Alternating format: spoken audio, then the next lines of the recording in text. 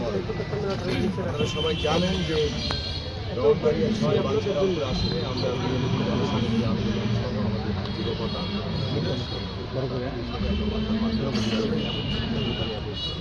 আমরা দীর্ঘকাল একটা সুষ্ঠু গণতান্ত্রিক নির্বাচনের জন্য অবাধ নির্বাচনের লড়াই করেছি, মানুষের ভোটাধিকার প্রতিষ্ঠার জন্য লড়াই করেছি। বিগত ৩ দিন নির্বাচনের অভিজ্ঞতার পরে আমরা আমাদের লড়াইয়ের যে প্রাসঙ্গিকতা, আমাদের লড়াইয়ের যে বাস্তবতা মানুষের এবং সে কারণেই ফ্যাসিবাদ বিরোধী লড়াই সংগ্রাম, অনেক অত্যাচার, অনেক নির্যাতন, অনেক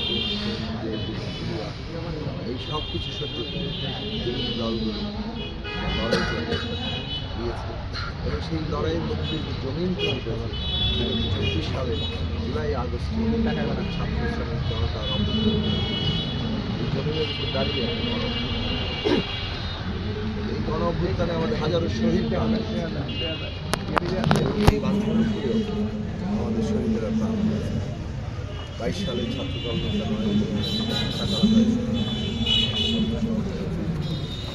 এরপরে জুলাই আগস্টে বাঞ্ছারামপুরে ৪ জন শাহাদাত আসে। কত সময় আমরা সবাই রক্তের ঋণে আবদ্ধ, আমরা সবাই রক্তের ঋণে আবদ্ধ। এই গণ অভ্যুত্থান এর আগে ফ্যাসিবাদ বিরোধী সংগ্রাম, বহু মানুষ তাদের জীবন দিয়ে বাংলাদেশে ভোটের অধিকার প্রতিষ্ঠার জন্য লড়াই করেছে এবং এইটা এখন আমাদের সকলের দায়িত্ব। বাংলাদেশকে আমরা যদি সামান্য রক্তের ঋণে যে আমাদের কোনো রকম অধিকার থাকে, তাহলে আমাদের এটা সকলের দায়িত্ব একটা সুষ্ঠু, অবাধ এবং গ্রহণযোগ্য নির্বাচন অনুষ্ঠান। এবং বাঞ্ছারামপুরে এই কথাটা আমরা শুরু থেকে বলেছি আমাদের প্রার্থিতার সময় এবং আমরা যখন গণসংযোগ করেছি প্রতিটি এলাকায় আমরা বলেছি যে আমরা একটি ভোটও কোনোভাবে যাতে জালিয়াতি না হয়, আমরা নিজেরা সেটা করবো না, আমরা অন্য কাউকে জনগণকে আমরা সচেতন করার চেষ্টা করি যে এখানে একটা গ্রহণযোগ্য নির্বাচন এবং সবাই যাতে শান্তিপূর্ণভাবে ভোট দিতে পারে সেই ব্যবস্থাটা আমরা করি।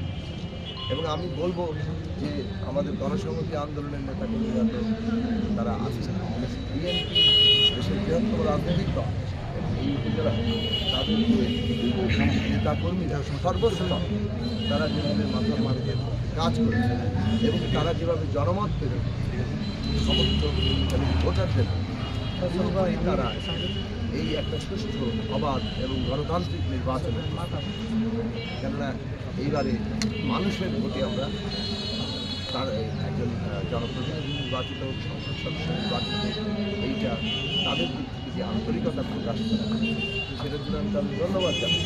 এবং এইটা যে রক্তস্নাত অভ্যুত্থানের মধ্যে দিয়ে আমাদের উপলব্ধির মধ্যে এটাই একটা বড় অর্জন। কিন্তু আমরা দুর্ভাগ্য দেখতে পাচ্ছি যে নানা ধরনের আশঙ্কা, ইলেকশন ইঞ্জিনিয়ারিংয়ের আশঙ্কা সারা দেশ মনে আছে, সে বিষয়ে আলাপ আলোচনা আছে। আমরা দেখলাম গত দুদিনের মধ্যে হঠাৎ করে পরিস্থিতি যেন একটা অবনতি ঘটানোর একটা পরিকল্পিত চেষ্টা।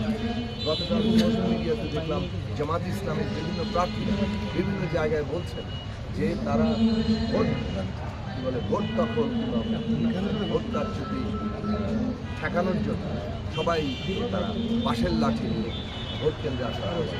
এটা একেবারে সোশ্যাল মিডিয়াতে দৈনিক সমকাল সহ এই নিউজ এসেছে।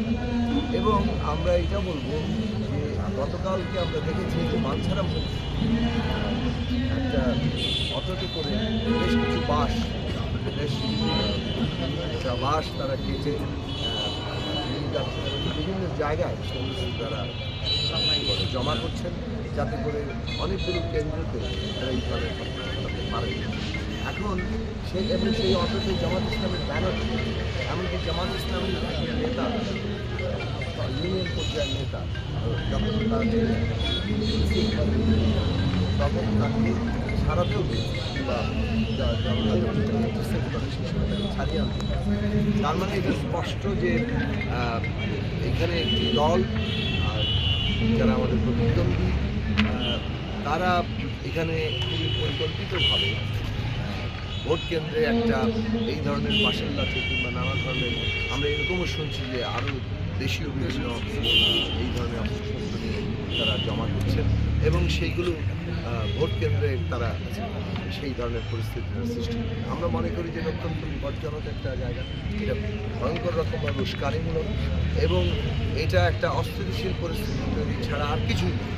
আমরা যেখানে প্রতিটা মুহূর্তে বলছি যে ভোট কেন্দ্র আমাদেরকে এমনভাবে মানে ভোট কেন্দ্রে আমাদের সমস্ত নেতাকর্মীরা থাকবে যাতে করে নির্ভয় বাঞ্ছারামপুরের প্রতিটি ভোটার নির্ভয়ে ভোট কেন্দ্রে যেতে পারেন এবং তার ভোটাধিকার প্রয়োগ করতে পারেন।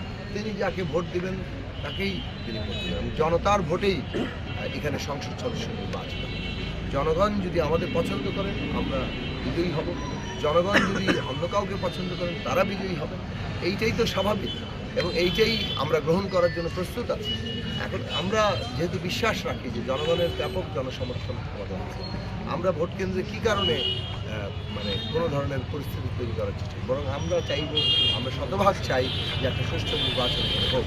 কিন্তু এই ধরনের চেষ্টা করে যে ভোট কেন্দ্রে ভোট দখল হয়ে যাবে এরকম একটা আগাম আওয়াজ তুলে একটা উস্কানিমূলক পরিস্থিতি তৈরি করে একটা অস্থিতিশীল জায়গা তৈরি করা, তারপরে একটা নিজেদের সিম্প্যাথি তৈরি করা অথবা ভোট বানচাল কিংবা ভোটকে প্রশ্নবিদ্ধ করার চেষ্টা ছাড়া আর কিছু নেই। ফলে আমরা এটা অভিযোগটা আমরা আনুষ্ঠানিকভাবে যেমন দিচ্ছি তেমনি আমরা জনগণকে অবহিত করছি যে আমরা সুষ্ঠু নির্বাচনে চাই, শতভাগ সুষ্ঠু নির্বাচন চাই এবং সুষ্ঠু নির্বাচনের জন্য আমাদের এখানে বিএনপির নেতাকর্মীরা যেমন কাজ করছেন, আমাদের গণসংহতি আন্দোলনের যা নেতাকর্মী আছেন তারাও কাজ করছেন এবং আমরা জনগণকেও এই ব্যাপারে কন্টিনিউয়াসলি সচেতন করছি। কারণ দেশের জনগণ যখন সচেতন হবেন তখনই তো দেশে গণতন্ত্র শক্তিশালী হবে। জনগণ ছাড়া তো কেউ কতিপয় ব্যক্তি মিলে গণতন্ত্র কায়েম করে ফেলতে পারে। ভোট গণতন্ত্রের জন্য অত্যন্ত জরুরি। আমরা দেখেছি এই ভোট ব্যবস্থাকে ধ্বংস করে দিয়ে বাংলাদেশকে কীভাবে বিভক্ত করা হয়েছিল এবং এই বিভক্তির সুযোগে বাংলাদেশের স্বাধীনতা সার্বভৌমত্বের উপরে কীভাবে বিদেশিরা কর্তৃত্ব কায়েম করছে। এখন আজকের দুনিয়াতে আমরা যে বিশ্ব পরিস্থিতির মুখোমুখি, আমাদের এই অঞ্চলে যে ভূরাজনৈতিক পরিস্থিতির মুখোমুখি আমরা, তাতে বাংলাদেশের জনগণের ঐক্যই হচ্ছে একমাত্র স্বাধীনতা সার্বভৌমত্বের গ্যারান্টি।